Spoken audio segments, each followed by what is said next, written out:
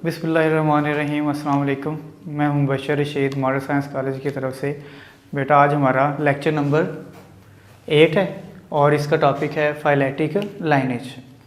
Phyletic lineage जो बेटा दो लफ्ज़ों से मिलकर बना हुआ है, फाइलेटिक और लाइनेज। फाइलेटिक जो है वो लफ्ज़ी मतलब जो बेटा रिलेटेड है एवोल्यूशन से रिलेटेड है। एवोल्यूशन हमने पहले डिस्कस किया है कि ये वो वाला प्रोसेस है जिसके ज़रिए एक किस्म का जानदार वक्त गुजरने के साथ किसी और किस्म के जानदार में तब्दील हो जाता है। जैसे साइंसदानों का ख्याल है कि इंसान से पहले जो बंदर की तरह का कोई जानवर हुआ करता था, उसमें तब्दीली आई है तो वो इंसान के अंदर तब्दील हो गया। जो लिनिएज जो है बेटा उसका मतलब है अरेंजमेंट, तरतीब या सीरीज़। डेफिनेशन अगर हम इसकी करें तो ये बनती है unbroken series of species. Species की सीरीज़ है, अरेंजमेंट है, तरतीब है जो ब्रोकन ना हो, जिसमें से कोई एक आध भी स्पीशीज़ मिसिंग ना हो। Arrange in ancestor to descendant sequence. और ये जो बेटा सीरीज़ है इसमें हम स्पीशीज़ को तरतीब देते हैं इंसेस्टर से डिसेंडेंट सीक्वेंस में। यानी कि पहले इंसेस्टर लिखते हैं, फिर उसके बाद उसका डिसेंडेंट, फिर उसका डिसेंडेंट और फिर उसका डिसेंडेंट। इस तरह से हम तरतीब देते हैं, लीनिएज जो बनाते हैं, सिलसिला बनाते हैं, सीरीज़ बनाते हैं। एवोल्यूशन को जहन में रख के उसको हम कहते हैं एवोल्यूशनरी लाइनेज या फाइलेटिक लाइनेज। अब जो बेटा सीक्वेंस के अंदर जो हमेशा बाद वाली स्पीशीज़ होती है वो इवॉल्व हुई होती है उस स्पीशीज़ से जो फ़ौरन पहले होती है स्पीशीज़ के। इसको हम ऐसे समझ लेते हैं बेटा कि फ़र्ज़ करो कि हमारे पास कुछ जो है वो स्पीशीज़ हैं। स्पीशीज़ इस तरह से हैं बेटा कि जो सबसे पहले वाली जो स्पीशीज़ है उसको हम कह देते हैं, फ़र्ज़ करो ये ए है। ए फ़र्ज़ करो इंसेस्टर है, इसमें चेंज आई, तब्दीली आई, तो तब्दीली आने से ये किसी और किस्म के जानदार में या किसी और किस्म के स्पीशीज़ में तब्दील हो गई, जिसे हम नाम देते हैं किसका, बी का। अब फ़र्ज़ करो कि फिर वक्त गुजरा, बी के भी कुछ जानदार वो तब्दील होकर नए किस्म के जानदार बन गए और वो फ़र्ज़ करो क्या है, सी हैं। और इसी तरह सी जो है वो तब्दील हो गया किसमें, डी में, और डी तब्दील हो गया ई में। अब ये जो हमने सारी सीरीज़ बनाई है, लीनिएज बनाई है, जो हमने ये सारी तरतीब दी है, तरतीब हमने इस तरह से दी है बेटा कि जो सबसे पहले वाला जानदार वो सबसे पहले है, इंसेस्टर है इन सारे जानदारों का। अब इससे इवॉल्व हुआ है बी वाला जानदार, बी वाले जानदार बने, तो हम कहेंगे कि ए जो है बेटा वो इंसेस्टर है, डायरेक्ट इंसेस्टर है किसका, ऑफ बी, बी का। और जो बी है बेटा उसको हम कहेंगे कि ये असल में डिसेंडेंट है ऑफ ए का डिसेंडेंट है। इसी तरह बी से इवॉल्व हुई है सी, तो ये असल में सी का इंसेस्टर भी है। तो बी जो है ए का तो डिसेंडेंट हो गया, लेकिन ये क्या हो गया, इंसेस्टर ऑफ सी।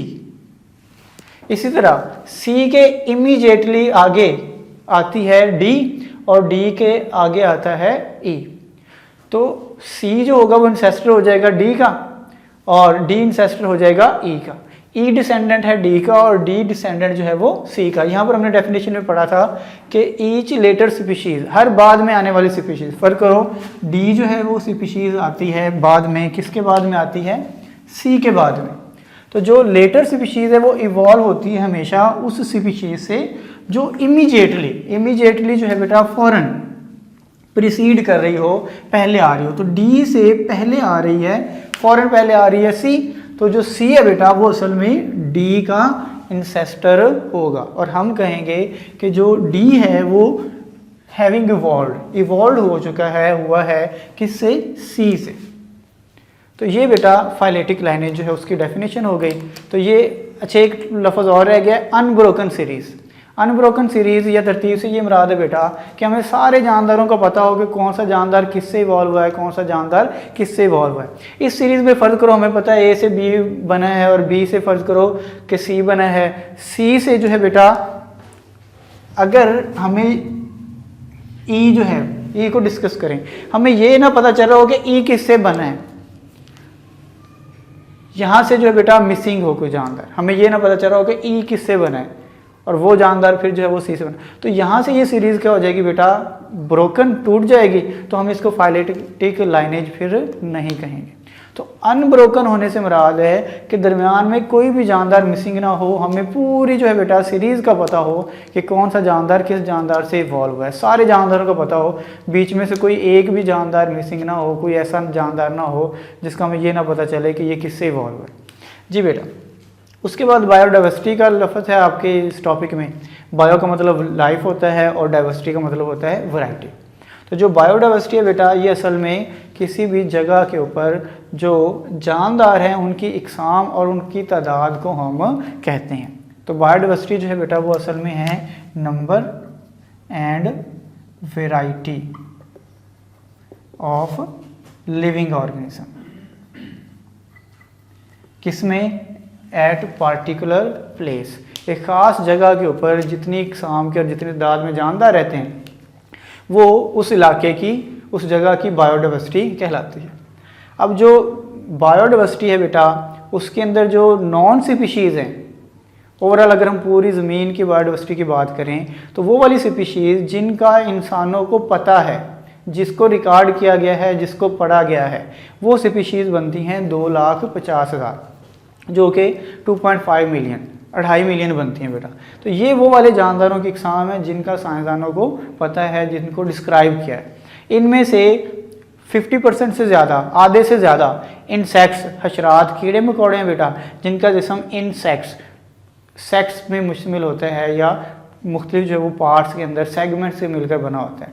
जैसे कि कीड़े जो हैं हेड, थोरैक्स और एब्डोमेन, तीन उनके जो है वो सेक्ट या हिस्से पार्ट होते हैं। तो वो कीड़े मकोड़े 50% से ज़्यादा, सबसे ज़्यादा इकसाम के जो जानदार हैं वो इंसेक्ट्स हैं। फिर वस्कुलर प्लांट्स, वो वाले पौधे जिनके अंदर जाइलम और फ्लोएम पाए जाते हैं, वस्कुलर बंडल पाए जाते हैं। तो इसमें ब्रायोफाइट्स नहीं आएंगे, नॉन वस्कुलर प्लांट्स नहीं आएंगे, जिनमें जाइलम और फ्लोएम नहीं होते, वो पौधे नहीं हैं शामिल इनमें। तो वस्कुलर प्लांट जिनमें जाइलम और फ्लोएम दोनों हैं वो हैं 17.6% इन 2.5 मिलियन में से। फिर जो बेटा इंसेक्ट्स के अलावा जो दूसरे जानवर हैं वो हैं 19.9%।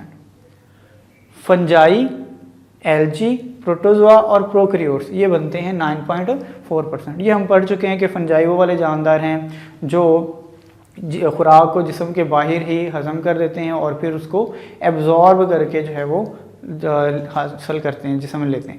एल्जी जो है बेटा वो पौधों की तरह के प्रोटिस्ट हैं, किंगडम प्रोटिस्टा में आते हैं। पौधों की निस्बत ये सिंपल हैं, इनके जो है वो यूनिसेलुलर सेक्स ऑर्गन होते हैं। प्रोटोजोआ फर्स्ट एनिमल्स जो हमने डिस्कस किया था, ये एनिमल लाइक प्रोटिस्ट हैं बेटा, इसमें वो आ जाते हैं अमीबा और पैरामीशियम वगैरह। और प्रोकैरियोट्स वो वाले जानदार जिनमें न्यूक्लियस नहीं पाया जाता। जी बेटा, ये तो नॉन स्पीशीज़ हो गई। और जो एस्टिमेटेड स्पीशीज़ हैं, जो अंदाज़न साइंसदानों का ख्याल है, वो 5 से 30 मिलियन स्पीशीज़ साइंसदानों का ख्याल है कि कम से कम 5 और ज़्यादा से ज़्यादा जो है वो 30 मिलियन तक जानदारों की इकसाम हो सकती हैं। और इनमें से 2.5 मिलियन का सिर्फ अभी साइंसदानों को पता है।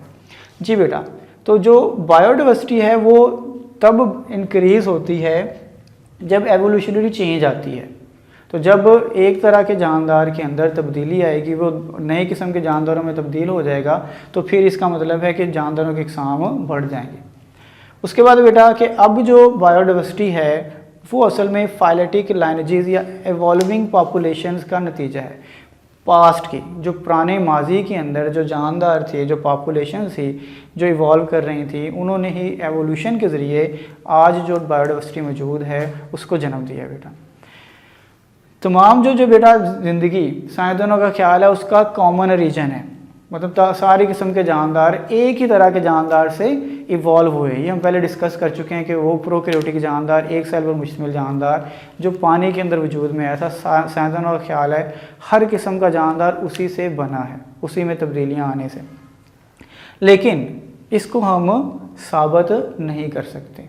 वजह क्या है बेटा? हमारे पास मुकम्मल रिकॉर्ड नहीं है, हमारे पास सारी फाइलेटिक लाइनेजेस मौजूद नहीं हैं। और मुकम्मल रिकॉर्ड क्यों नहीं है बेटा? क्योंकि जो है बेटा पुराने ज़माने के जो नरम जिस्म वाले जानदार हैं उन्होंने अपना कोई रिकॉर्ड नहीं छोड़ा, क्योंकि उनके जो फोसल्स हैं वो प्रिजर्व नहीं रहते।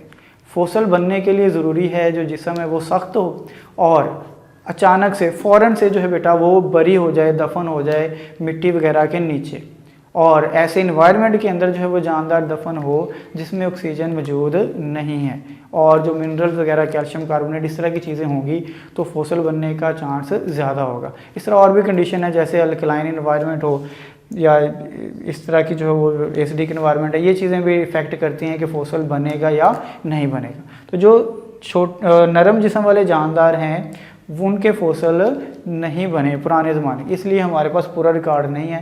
साइंसदानों का ख्याल है कि अगर हमारे पास कंप्लीट रिकॉर्ड हो तो हम साबित कर सकते हैं और इस नतीजे पर पहुंच सकते हैं कि हर तरह की जो ज़िंदगी है, चाहे वो इंसान है, पौधे हैं, दूसरे जो जानवर वगैरह हैं, कीड़े मकोड़े हैं, बैक्टीरिया हैं, सारे के सारे जो है वो एक ही तरह के जानदार से इवॉल्व हुए।